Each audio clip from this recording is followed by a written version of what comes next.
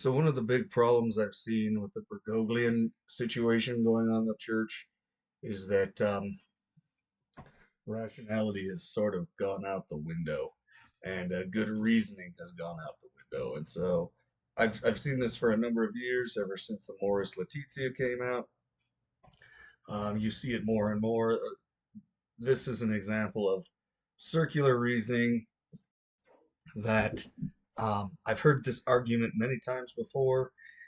Yeah, this is just one of the most, I don't know, I guess, comprehensive versions of the argument that I've seen. It's just completely wrong and makes no sense, and this kind of thinking needs to be put away. So recently, Matt Fred and Feser put this little video out on the worst popes in history, and they discussed the issue of Matt Fred saying, "Well, I'm afraid people are doing this discussion of, oh, we've had bad popes in the past, to better cope with the situation going on in the church right now." And Ed Fraser responds, "I would say that there's in fact been a lot of craziness. If it helps people deal with it, why not?" Well, I'll tell you why not. It's because you're using circular reasoning. So it makes no sense to try to say that things are okay now, or that the situation now makes logical sense because things have been bad in the past. That makes no sense. Like, in no other area of life would that be considered legitimate. So basically, what people are doing is they're saying, "Oh well, Bergoglio, he does things that are blatantly heretical.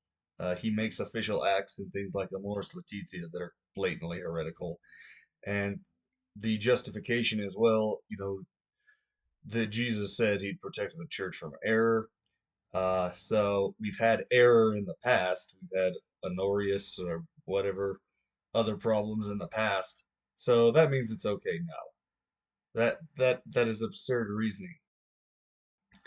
That in any kind of normal type of thinking, if somebody had lied to you in the past, you wouldn't use that as evidence that they've lied to you in the future, or that they're not going to lie to you in the future, or that they're not lying to you now. That just doesn't make any sense whatsoever.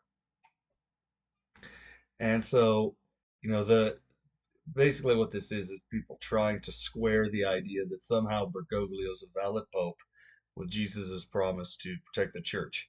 But in any kind of normal thinking, this would be evidence that Christianity was never true to begin with when you have all these problems that come up. Um, so let's go on to discuss what Ed Feser said after that, which I think makes even less sense. So Ed Feser then goes on to discuss this issue of the cadaver synod, and he talks about how we have apparently Pope Stephen here digging up Pope Fomorius so that they could try him at the cadaver synod, and then all his official acts were nullified. And then Ed talks about how Stephen was then imprisoned himself, and another person was elected pope, and that person reinstated the acts of uh, Formorsus. And then there's like another pope that reversed that after that, and then they reinstated. I don't know. I guess there's a lot of back and forth of reinstating things, and so his resolution to this is eventually it works out and nobody remembers it. Okay, that's absurd. That is not a legitimate argument for why this is okay or why it makes what's going on now okay. When you've got a church that's making the claim that it's protected from making errors in matters of faith and morals, and you've got the same church completely reversing itself back and forth over and over again, all that does is burn the credibility of the church down. You know, what you basically do, you say, people make this argument, oh, Bergoglio is teaching all this heresy now, but don't worry, the next pope will fix it. Okay, great. So what that means is you're going to say that the popes can be reversed on matters of faith and morals. So that kind of burns down the credibility of any given pope. And then what happens if the pope after the next pope, the next pope, decides to reverse back to what Bergoglio was teaching? Okay, then what? What does that look like? So when you just point this as happened out in the past, that's just more evidence things aren't working to begin with. and there's something very, very wrong.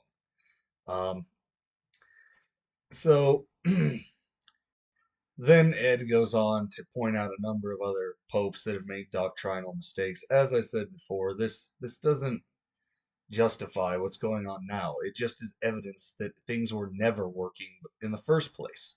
It, quite frankly, just makes Jesus' credibility look bad, to be honest. Um, so here's an analogy I put together. It's kind of like saying you have a boss that hires you, and that boss promises you that they will always pay you the correct amount. A month goes by, your paycheck seems a little short. Maybe a few months go by, you get a paycheck, it also seems a little short. A few months go by, and you have another paycheck that seems a little short. Then another few months go by, and you don't get your paycheck at all. But you rationalize it to yourself, and you say, well, the boss promised he would always pay you the correct amount, and there were all these times in the past that I did not get the correct amount, but he promised I would get the correct amount, and I trust him, so therefore I'm getting the correct amount. That's basically exactly the same thing that Bergoglio and Matt Fradd and Ed Feser are basically pushing here. That same kind of thinking. And does that really make any sense? Of course not. That's absurd. It's circular reasoning, and it's just being used to rationalize what's going on to be acceptable. So, it kind of closes on this statement. People look at what's going on in the church and they think Pope says things that are confusing. He says you've got the sex abuse going on and people are being protected, appointed clergy that are dodgy. It's bad, depressing, but it doesn't really remotely falsify Catholicism, in my opinion. My intention here isn't to falsify Catholicism, but what's going on, this does not look good. It does burn the credibility of the church to the ground, especially if you're going to like make the claim that Bergoglio is actually a valid pope. That doesn't square with rationality and these statements at all. Uh, it's basically a classic example of moving the goalpost. And what Ed is saying, there are no standards or principles, basically. It's circular reasoning. If a pope does it, then that makes it okay because you can retroactively justify it because Jesus said the gates of hell wouldn't prevail. But even Jesus has to keep his word. You can't just arbitrarily do things. The reality is you have to follow truth even before Jesus. And if Jesus isn't in line with truth, then there's some real questions about what's going on. And the reality is, this kind of activity burns the credibility and the moral authority of the papal office and the church to the ground. So, by Ed's reasoning, tomorrow Bergoglio could make the ex cathedra statement that Christianity is false. And by Ed's kind of reasoning, the very fact Bergoglio said this, that would make it okay because a pope said it. So you just chalk this up to, well, popes have said crazy things in the past. No big deal. Um, Bergoglio has already made the serious heresies of Amoris Laetitia part of his official acts, so this is pretty problematic. People didn't even think this was really possible. Now, I highly doubt Bergoglio is going to make any ex cathedra statement that Christianity is false. He's too smart for that. It's clear he's on and he's making a very real effort to severely damage or destroy or transform the church.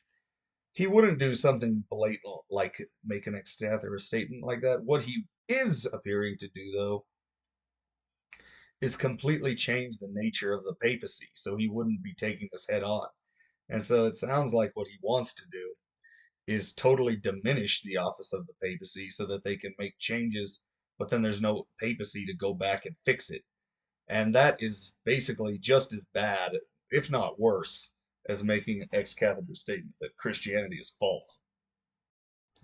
And so, what we need to do is put away these absurd circular reasoning type arguments.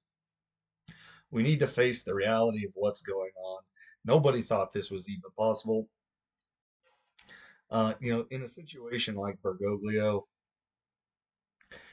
uh, uh, you do see in fiction a few cases that maybe could be somewhat analogous to what we have with Bergoglio. So, Bud McFarlane, for instance, wrote his book "Pierced by a Sword," which presented a scenario where a pope goes missing and is presumed dead, if I remember correctly. And it turns out the Pope's actually alive, and he's sort of in hiding. People don't know where he is. But because the Pope is presumed dead, you get a new Pope, in quotes, who's elected, who starts teaching false teaching. So you got something like that. And then, of course, you've got the last battle in C.S. Lewis, where you've got a donkey dressing up to be basically Aslan, which is a sort of a stand-in for Jesus. Basically the same sort of thing. So with that, we've got to use sound reasoning. The Catholic Church has been racked with all sorts of different scandals of a variety of different types, and the reason is because people accept this kind of clearly absurd circular reasoning. We have to put that away, and we have to move to sound reasoning. You can't just say, "Oh, it makes me feel better to say these absurd things." We have to be logically consistent and rigorous. Thanks.